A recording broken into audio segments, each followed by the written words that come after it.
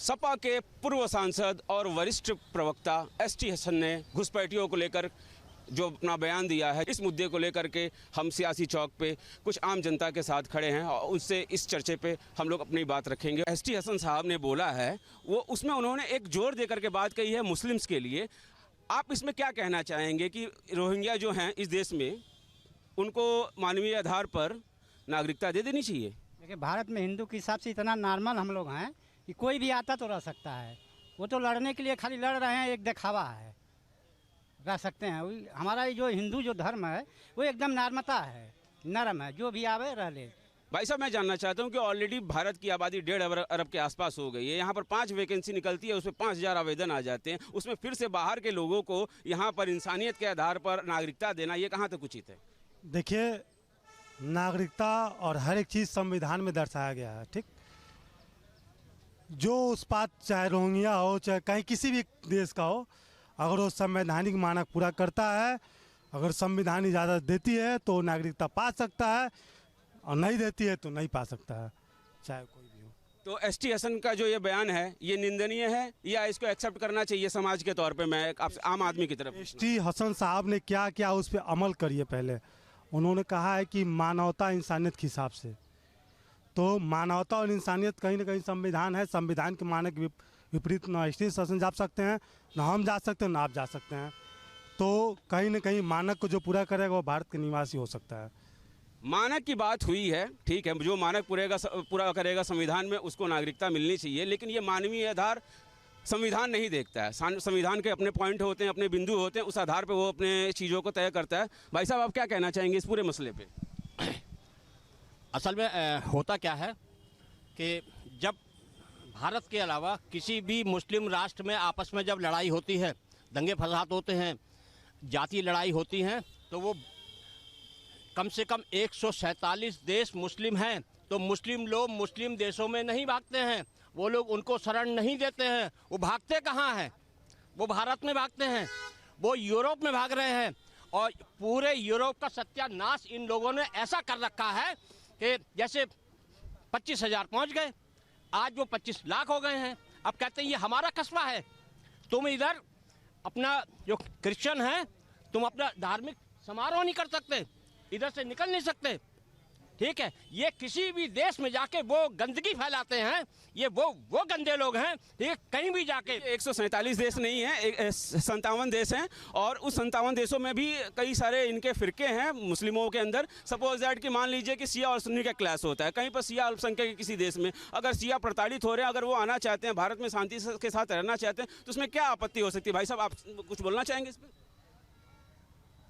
इस देश में पहले से ही सर्वाधिक आबादी है, और हमारे जो भी विकास में जो भी हमारा हिस्सा होता है, उसमें ये सब जहाँ से जुगाड़ करके अपना पैसा ले दे के आधार कार्ड बना के धीरे धीरे यहाँ 5 करोड़ लोग नागरिकता प्राप्त करने की लाइन में हैं।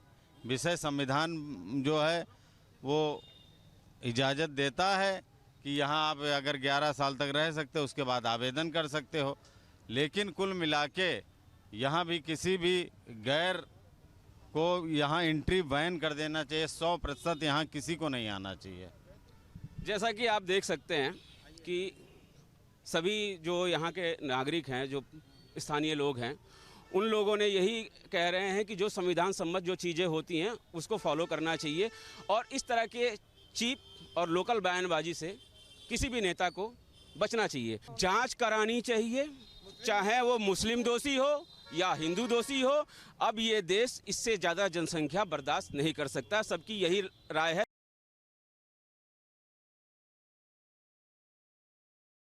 पूर्व सपा सांसद डॉक्टर एसटी हसन ने रोहिंग्यों को देश में बसाने की बात कही है। इस पर बात करने के लिए हमारे साथ मुरादाबाद के कुछ लोग हैं, उनसे बात कर लेते हैं। साजिद जी, सपा के पूर्व सांसद डॉक्टर एसटी हसन ने कहा कि रोहिंग्यों को देश में बसाना चाहिए और उन्हें सरकार चाहे इंसानियत के नाते उन्हें नागरिकता दे। उनके इस बयान से क्या आप इत्तेफाक रखते हैं? देखिए, जिस तरह से उन्होंने एक बयान दिया है, उन्होंने मानवता की बात की है, और मैं समझता हूँ उन्होंने एक अच्छी बात कही है कि देश में इस तरह के लोग अगर हमारी सरकार चाहती है कि देश में दूसरे ऐसे लोगों को, परेशान हाल जो लोग होते हैं, उनको लाकर बसाया जाए, तो उनको लाया जाना चाहिए, मानवता के आधार पर उनको लाया जाना चाहिए। लेकिन उसमें वो बात कर रहे हैं कि किसी धर्म को देख करके किसी को उसमें उससे बाहर न रखा जाए। तो मैं उनकी बात का समर्थन करता हूँ। कुछ और लोगों से बात कर ले। सामाजिक सपा के पूर्व सांसद है डॉक्टर एटी हसन, उन्होंने बयान दिया है कि रोहिंग्या को देश में बसाने की अपील की है। उन्होंने कहा है कि सरकार को इंसानियत के नाते उन्हें नागरिकता देनी चाहिए। क्या कहेंगे इस बयान को लेकर? देखिए, अभी बयान मैंने देखा नहीं है, और एसटी हसन जी ने ऐसा बयान दिया है तो वो एक काम करें, जितने भी इस तरीके के लोग हैं अपने खानदान की जमीन जायदाद जो है उनके नाम करके उन्हें यहाँ बसा लें। और बाहर के लोगों का, जो हमारे भाई कह रहे थे कि बाहर के लोगों को बसा लो, इन्हें बांग्लादेश दिखाई नहीं दिया क्या किया गया है वहाँ पे? एक भी कोई मुस्लिम नेता बोला हो इसके लिए तो बताइए आप, एक भी बोला हो कोई? और जिसे चाहे जो चाहे वो यहाँ आके बस जाए, क्यों बस जाए भाई यहाँ आके? उन्होंने कहा है कि जो परेशान लोग हैं, प्रताड़ित लोग हैं, उन्हें पनाह देनी चाहिए। हालांकि उन्होंने ये भी बोला है कि लाखों की तादाद में अगर ऐसे कुछ हो तो उन्हें ऐसे पनाह नहीं देनी चाहिए। अरे मैं कहूँ 40,000 ही सही, तो ऐसा अगर पाकिस्तान में भी कई परेशान हैं तो उन्हें भी यहाँ रख लें क्या? आतंकवाद को जन्म दें यहाँ, आतंकवादियों को जन्म दे दें। कुछ और लोगों से बात कर लेते हैं। सुशील जी, डॉक्टर एटी हसन ने बयान दिया है कि रोहिंग्या को बसाने की देश में अपील की है, क्या कहेंगे सर? देखिए, उन्होंने जो अपील की है, उस अपील से पहले का जवाब देने से पहले मैं कहता हूँ कि हिंदुस्तान में 11 साल सरकार को हो गए भाजपा की, अभी तक उन्होंने किसी भी रोंगैनी को क्यों नहीं बाहर करा? जब चुनाव का समय आता है, किसी भी राज्य में चुनाव का समय आता है या सेंटर का समय आता है, तभी ये मुद्दे क्यों उठाए जाते हैं? दूसरी चीज कि हम भी अमेरिका बन जाएं क्या? जिस तरीके से अवैध अप्रवासियों को हथकड़ी डाल के अमेरिका से हिंदुस्तान भेजा गया, तो क्या हम भी वही करें, हम भी अमेरिका बन जाएं? हाँ, ये है कि इसको गवर्नमेंट को पूरा संज्ञान लेना चाहिए। घुसपैठ कौन रोकेगा? घुसपैठ रोकने के लिए कौन है? बीएसएफ है, सरकार है, क्यों नहीं रोक रही घुसपैठ? 11 साल से घुसपैठ क्यों हो रही है? जवाब इस पर सरकार को देना चाहिए। बसाना चाहिए, नहीं बसाना चाहिए, ये बात अलग की चीज है। अब गवर्नमेंट इस बात को कह रही है तो ठीक है, उनको भेजे ना वापस, क्यों नहीं भेजती वापस? एटी हसन साहब ने कहा है कि सरकार को इंसानियत के नाते जो प्रताड़ित लोग हैं उन्हें पनाह देनी चाहिए, उन्हें सदस्यता देनी चाहिए।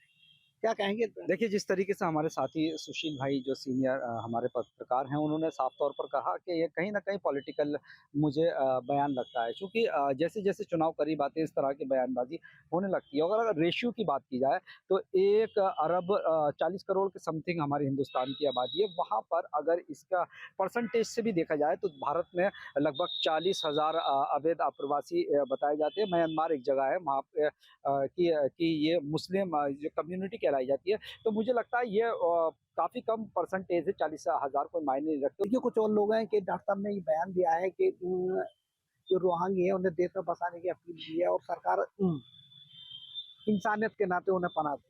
क्या कहेंगे? देखिए, इसमें यही है राजनीति है, जितने जितने 27 का चुनाव पास में आता रहेगा, ऐसी ऐसी राजनीति बढ़ती रहेगी। बयान पे बयान आते रहेंगे विपक्ष और सत्ताधारी नेताओं पे ये चलता रहेगा, क्योंकि अब चुनाव का माहौल में तो ये चलता ही है। और ये डॉक्टर एसटीएन साहब, क्या अगर डॉक्टर एसटीएन साहब ने ऐसा बयान दिया वो कुछ सोच समझ के दिया, और मगर इसमें यह होना चाहिए अगर कोई आता है तो उससे हमें रखने में कोई परेशानी नहीं है। हिंदुस्तान एक मोहब्बत का देश है और इसमें अगर कोई आता है उसका वेलकम है, और सरकार को इससे फैसला लेना चाहिए और रखे तो इसमें कोई वो नहीं आपत्ति। ये वो तमाम लोग थे जो डॉक्टर एटी हसन के बयान पर अपनी अपनी राय रखी है। तो लोगों का ये कहना है कि चुनावी समर में ऐसे मुद्दे अक्सर सामने आते हैं। समाजवादी पार्टी के पूर्व सांसद एसटी हसन ने रोहिंग्याओं को देश में बसाने की अपील की है। उनके द्वारा कहा गया है सरकार चाहे तो मानवीयता के आधार पर उन्हें भी नागरिकता दे सकती है। इस पूरे मामले पर आज हम अलीगढ़ में सियाची चौक में यहाँ बात करेंगे। राजा महेंद्र प्रताप पार्क में हम लोग मौजूद हैं, तमाम लोग हमारे साथ मौजूद हैं और इन्हीं लोगों से हम जानेंगे कि जो एसटी हसन के द्वारा जो बयान दिया गया है वो कितना सच है कि यहाँ देश में अब रोहिंग्याओं को भी कहीं बसाने की उनके द्वारा कहा जा रहा है। इस पूरे मामले ये बताइए, जिस तरह का जो बयान आया है एसटी हसन साहब का, कितना आप उससे इत्तेफाक रखते हैं? मैं बिल्कुल इत्तेफाक नहीं रखता। बहुत ही गैर जिम्मेदाराना और बेवकूफ़ीपूर्ण जो बयान है ये। एक बात बताइए, इस देश के संसाधन और जनसंख्या का अनुपात आप देख लीजिए, वैसे ही हाहाकार मची हुई है देश में, और वो पता नहीं किस सोच के साथ इस बात को कर रहे हैं। कई बार राजनीति से ऊपर उठ के बयान देने चाहिए, उनकी समझ ये नहीं है कि हम क्या कह रहे हैं, तो मैं तो उनसे इत्तेफाक नहीं रखता। देखिए और भी लोग मेरे साथ, क्या नाम है आपका? मेरा नाम है एडवोकेट अर्जुन उपाध्याय। क्या कहेंगे जिस तरह एसटी हसन साहब ने बयान दिया है? देखिए, ये अपनी राजनीतिक स्तर खो चुके हैं समाजवादी पार्टी में, सिर्फ राजनीतिक जमीन ढूंढने का ये प्रयास करा जा रहा है। ये बताइए, रोहिंग्या मुसलमानों से आपका क्या संबंध है? जब सीए कानून आया, सबसे पहले विरोध करने वाली समाजवादी पार्टी, उसी पार्टी के ये नेता थे। इनने सबसे पहले, जो वहां पे दलित मुसलमान हैं, आप वहां देखेंगे 90% जो हिंदू सिख माइनॉरिटी वहां है पाकिस्तान में या बांग्लादेश में, वहां उसमें से 90% दलित हिंदू हैं वहां। उनका सबसे पहले विरोध करने वाले ये एसटी हसन साहब थे। देखिए, ये समाजवादी पार्टी कांग्रेस पार्टी को आगे बढ़ा रही है। जिस प्रकार जो ex prime minister of India रहे हैं, उन्होंने ये मंच से एक बात कही कि पहला इंडिया के रिसोर्सों पे मुसलमानों का अधिकार है, तो कांग्रेस पार्टी का ही समर्थन समाजवादी पार्टी कर रही है, और इससे ज्यादा कुछ भी नहीं। ये बड़ा ही गैर जमाना बयान है उनके द्वारा दिया हुआ। तो देखिए और भी लोग क्या कहेंगे जिस तरह का एसटी हसन साहब का जो बयान आया है उसको लेके क्या मानते हैं? देखिए, जो एसटी हसन ने जो बयान दिया है वो कोई उन्होंने ये नहीं कहा कि मतलब इन्होंने कहा एक मानवीय आधार पर, एक नैतिकता के आधार पर, एक इंसानियत के आधार पर। तो रोहिंग्या को बसा देते हैं। देखिए, रोहिंग्या क्या, रोहिंग्या ना बता तो सीमा सचिन को बसा देंगे आप? सीमा सचिन पाकिस्तान से आई, उसे तो नहीं पाकिस्तान भेजा इन्होंने? नरेंद्र मोदी जी ने, मुख्यमंत्री योगी आदित्यनाथ ने। वो गाजियाबाद में क्यों रह रही है? क्या सीमा सचिन मतलब यहाँ रह सकती है भारत में? संविधान की बात करते हैं बैरिस्टर साहब, और हम भी संविधान की बात करते हैं। संविधान दो तरीके का नहीं होना चाहिए। चलिए ठीक है, क्या कहेंगे जी, आप तो समाज सेवी हैं, जिस तरह का बयान आया हो क्या बताएंगे इस पर? देखिए, ये बहुत ही गैर जिम्मेदार बयान एसटी हसन साहब ने दिया है। यूएनएचआरसी के आंकड़े देखें तो करीबन 16,000 रोहिंग्या यहाँ पर हैं, और भारत सरकार करीबन 40,000 रोहिंग्या का दावा करती है। अभी 2 दिन पहले ही बांग्लादेश ने कहा कि म्यांमार से आए हुए रोहिंग्या को हम अपने यहाँ कोई जगह नहीं देंगे। पहले वो उनके लिए एक अलग कॉरिडोर बना रहा था। जब बांग्लादेश उनको लेने को तैयार नहीं है, एसटी हसन साहब उन्हें भारत में लेने को तैयार है। जो रोहिंग्या जहाँ के हैं वो वहाँ जाएं, अपने देश में रहें। यहाँ के गरीब लोगों के संसाधनों पर उनका कोई अधिकार नहीं है। हमारे देश में पहले से ही जो लोग हैं उनके संसाधनों का हक मारा जाने का ये सवाल है, इसलिए किसी भी तरह से रोहिंग्या को यहाँ बसाए जाने का सवाल ही नहीं उठता। बहुत ही गैर जिम्मेदार बयान उन्होंने दिया। भारतीय जनता पार्टी के कहने और करने में फर्क है। इन्होंने रोहिंग्या को 2 हिस्सों में बांट दिया, गरीब रोहिंग्या और मुस्लिम रोहिंग्या। घुसपैठिए में और निर्वासित होकर आए हुए दोनों लोगों में फर्क है। वो घुसपैठिए हैं, वो निर्वासित होकर के आई है। घुसपैठिए शेख हसीना निर्वासित होकर आई हैं। शेख हसीना को रखना भारत का कर्तव्य है। ये 2500 साल से भारत का इतिहास रहा है। अगर कहीं पे कोई प्रताड़ित हुआ है उसको ये घुसपैठिए है। क्या देखिए, ये जो चल रहा है या जो चल रहा है हिंदुस्तान के अंदर समाजवादी पार्टी का या बीजेपी का, ये इनकी मिली जुली भक्त है। ये सिर्फ वोटों की राजनीति कर रहे हैं, ना रोहने जाएगा कहीं और ना कोई और जाएगा कहीं। देखिए, अगर कोई गरीब मजलूम परेशान हाल अगर किसी राजा से किसी देश में अगर शरण मांगता है तो उनको देना चाहिए, क्योंकि गरीब मजलूम ही मांगता है। पैसे वाले के लिए तो आप जो है तमाम आबाद दे रहे हो, सुरक्षा मुहैया करा रहे हो, तो ये गलत है। जो है इसके जो है इनको देनी चाहिए। जो है गरीब आदमी अगर कोई परेशान राजा के पास आता है तो राजा को जो है न्याय देना चाहिए। नमस्कार, आज सियासी चौक का मुद्दा है एसटी हसन के बयान पर। एसटी हसन ने बयान दिया है कि रोहिंग्यों को देश में बसाने की अपील की है और कहा है कि इंसानियत के आधार पर सरकार उनको सदस्यता मिलनी चाहिए। तो क्या ये सही है और क्या सोचते हैं लोग वाराणसी के? इस पर हमारे साथ तमाम लोग हैं, बात करते हैं किस तरीके से क्या सोचते हैं इस बात को लेकर। क्या एसटी हसन को ऐसे बयान देनी चाहिए? एसटी हसन ने बहुत गलत बयान दिया है। उनको ये कहने का अधिकार ही नहीं है। पहली चीज़, अगर आप दूसरे देश के नागरिकों के बारे में पैरवी कर रहे हैं, उनकी इच्छाओं को व्यक्त कर रहे हैं, तो पहले आप अपने देश के नागरिकों के बारे में सोचिए। अगर आपको उनको बसाने का शौक है तो पहले हमारे 5 लाख कश्मीरी पंडितों को बसाइए, उसके बाद हमारे दलित भाइयों को बसाइए जो जिनके पास घर नहीं है, मकान नहीं है। उनकी बात आप नहीं कर रहे हैं। आप जनता के वोट से चुने जा रहे हैं, जनता आपको सत्ता पर बैठा रही है, समाज के वोट से आप जा रहे हैं ना, एक व्यक्ति के वोट से तो आप जा नहीं रहे हैं। मगर आप क्या कर रहे हैं कि फूट डालो और राज करो। क्या कहेंगे सर, एसटी हसन के बयान से क्या? एसटी हसन जो बयान दिए हैं वो बहुत निंदनीय है। उनको ऐसा बयान नहीं देना चाहिए, क्योंकि वो लोकसभा सदस्य थे, एक माननीय आदमी हैं, व्यक्ति हैं। उनको ये सोचना चाहिए, पहले अपने देश की समस्याओं का निराकरण करें, उसके बारे में सोचें। अगर सरकार से अपील कर रहे हैं कि उनको नागरिकता दी जाए, तो वो क्यों नहीं कह रहे हैं कि जो भारत की समस्याएं हैं वो खत्म की जाए। एसटी हसन जी जो भी बयान दिए वो एकदम गलत है और निंदनीय है, सबसे बड़ी बात। और रही बात प्रमाण के तौर पर देखा जाए, अभी बांग्लादेश के प्रधानमंत्री को हमारे प्रधानमंत्री ने अपने देश में शरण दिया। इसका खामियाजा वहाँ क्योंकि हिंदुओं को इतना भुगतना पड़ा कि जिसका कोई कहा नहीं जा सकता है। और इसको देखते हुए रोहिंग्यों के क्यों यहाँ पर शरण दिया जाए? यहाँ अपने लोगों को पहले रहने की व्यवस्था नहीं रही, दूसरे देश को आप रखने की बात कर रहे हैं। एसटी हसन जो हैं वो एक मौलाना हैं। उनकी जो सोच है वो सोच वामपंथी वाली सोच है। इनके जो समाजवादी पार्टी से जुड़े हुए हैं, लगभग समाजवादी पार्टी के जितने लोग हैं वामपंथी की तरह सोचते हैं। वो हमारे देश में रहते ज़रूर हैं, लेकिन इनका दिमाग और दिल जो है ये पाकिस्तान में, बांग्लादेश में, ये ऐसी जगह रहता है, ये वहाँ का ही अपना मानते हैं। क्या कहेंगे? ऐसा है कि उनका कहने का जो भी मतलब रहा हो, ये राजनीतिक बातें हैं और आज़ादी से लेकर आज तक उन लोगों की मानसिकता है इसी वर्ग की रही है।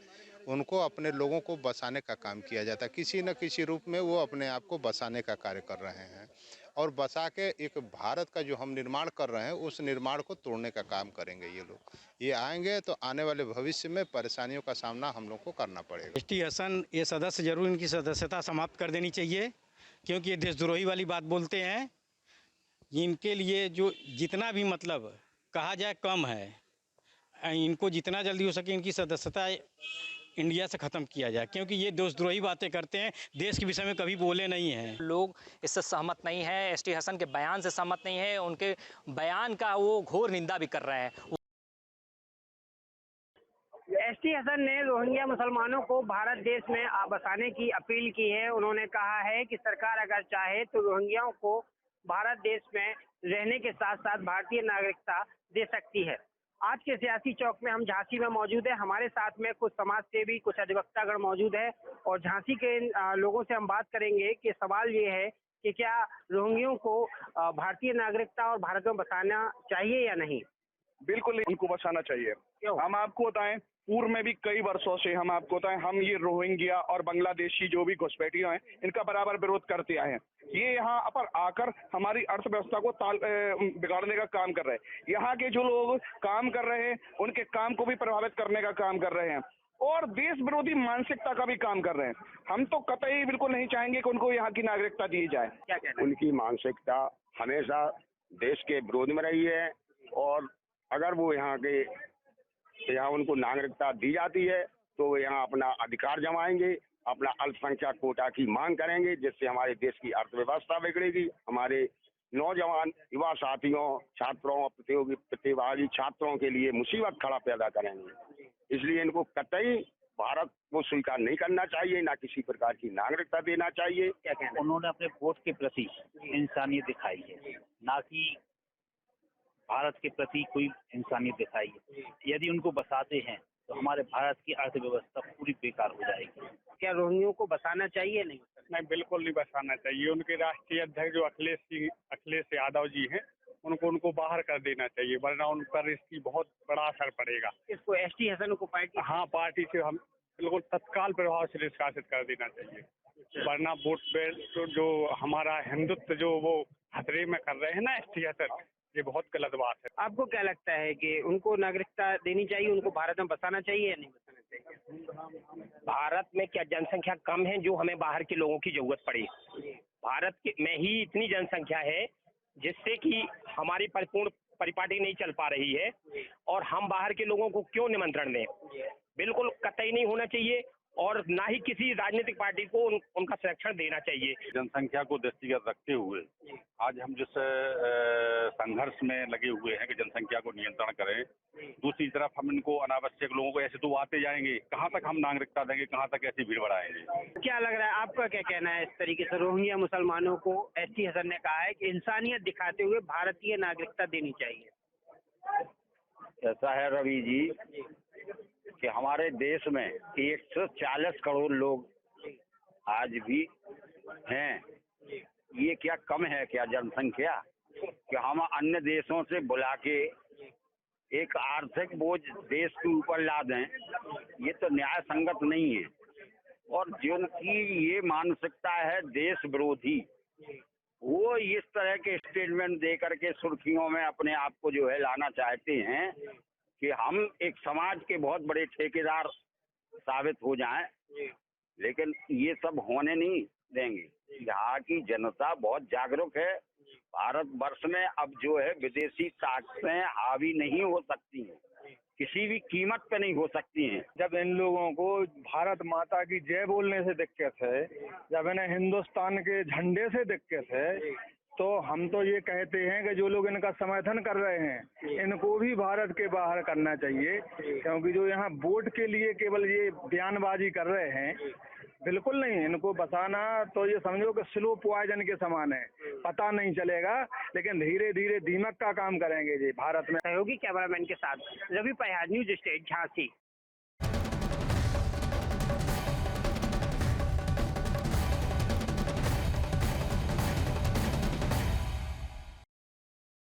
पुलिस प्रशासन से तंग आकर कई बार जनता खतरनाक कदम उठा लेती है। ऐसा ही एक मामला उत्तर प्रदेश के अमेठी जिले से सामने आया है, जहां बंद रास्ते को खुलवाने के लिए जूझ रहे ग्रामीण ने सपरिवार आत्मदाह करने को लेकर चेतावनी दी है। कहा है कि इसके लिए जिला प्रशासन जिम्मेदार होगा।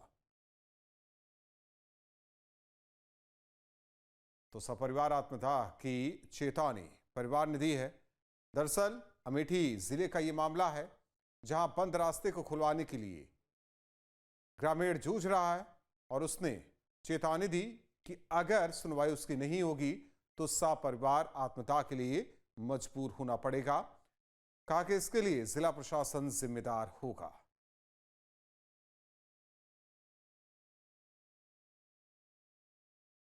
मेरे विपक्षी रामनाथ गुप्ता ने मेरा घर पूरी तरह से रास्ता बंद कर दिए हैं सर। मुझे आने जाने में बड़ी दिक्कत हो रही है सर। मैं एप्लीकेशन देते देते थक गए हैं सर। 4 बार जिलाधिकारी को दिए, 3-4 बार संपूर्ण समाधान दिवस पर दिए, थाने पर आए गए, कई बार गए, लेकिन मेरी सर कोई सुनवाई नहीं हो रही है। मैं मजबूर हो गया हूं सर। मैं लास्ट में अब क्या बताएं, मैं अब जीने लायक का ही नहीं रह गया। मैं बस मेरा यही विचार करता है कि सर मैं आत्महत्या कर लें बस, और कुछ मेरे मन में कुछ रह नहीं गया है सर। मैं जीने का लायक नहीं हूँ। मेरा पट्टीदार ने मुझे रहने नहीं दे रहे हैं सर। अमेठी से इस वक्त बड़ी खबर निकलकर सामने आ रही है, जहां एक परिवार प्रशासनिक उदासीनता से इतना परेशान हो गया कि उसने सपरिवार आत्मदाह की चेतावनी दे डाली। आपको बता दें कि पीपरपुर थाना क्षेत्र के समनगी गांव निवासी नन्हेलाल गुप्ता का कहना है कि उसके घर का एकमात्र रास्ता पड़ोसियों ने बंद कर दिया है। कई बार शिकायत करने के बावजूद ना तो रास्ता खुलवाया गया और ना ही प्रशासन कोई ठोस कदम उठाया। इसी लापरवाही से हताश होकर नन्हेलाल आज परिवार के साथ कलेक्ट्रेट पहुंचा और डीएम को संबोधित पत्र सौंपते हुए चेतावनी दी कि यदि 1 सप्ताह के भीतर रास्ता नहीं खुला तो उसका परिवार सामूहिक आत्मदाह कर लेगा। चेतावनी के बाद मौके पर मौजूद पुलिस बल ने नन्हेलाल को हिरासत में ले लिया। इस पूरे घटनाक्रम ने जिला प्रशासन की कार्यशैली पर गंभीर सवाल खड़े कर दिए हैं। Dilip Yadav, news state, Amethi. जहां भक्ति है हर शब्द में, कथाओं में छुपे हैं दिव्य रहस्य और ज्योतिष देता है जीवन को दिशा। धर्म से जुड़ी हर बातों को जानने के लिए हमारे चैनल स्तुति को सब्सक्राइब करें। चैनल पर जाने के लिए इस लिंक पर क्लिक करें।